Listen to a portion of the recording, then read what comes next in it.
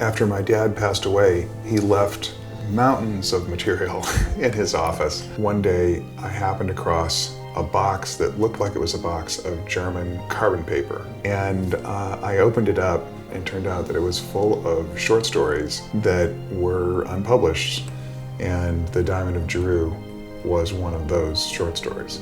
It's not a classic Louis L'Amour story, but it really is a classic Louis L'Amour story. You know, he's very famous for his westerns, but a lot of his really cool stuff was stuff he did early on in his career. And it's not western at all, it's adventure stories. And I thought, for me, that was the cool part about this story was, oh my God, this is like serious adventure. Bear that bag to the gate for you, Captain. It's Lieutenant now.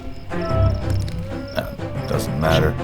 Tomorrow, I'm a civilian. The original short story of The Diamond of Jeru was written in the late 1940s. The story is set in Borneo, in a little river town, and then upriver and in the mountains in the country of Sarawak. It rained for 3 days straight, but Borneo was not a place you stayed if moisture was a problem. My dad was never in Sarawak, but he did spend some time in Balikpapan, Borneo, which is down on the east coast, and was probably fairly familiar with the Borneo coast just from sailing along it, because they came down, I believe, from Singapore. And they'd been sort of sailing the Borneo coast for quite a while before they got to Balikpapan. And many years later, he sat down and wrote this particular story. He stuck it in a box. The box went in a closet, only to be opened after he had passed away. You were in the Army. They told me you won a lot of medals. Well, if you're lucky you survive, then maybe they give you one, whether you deserve it or not.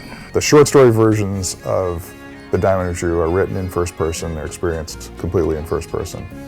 With the audio, because it's a voyeuristic medium, we added scenes with the husband and wife that he's trying to help out with their characters so that we learn a lot more about their story. And we also added quite a few scenes that dealt with the Dayak, the local Borneo native stories.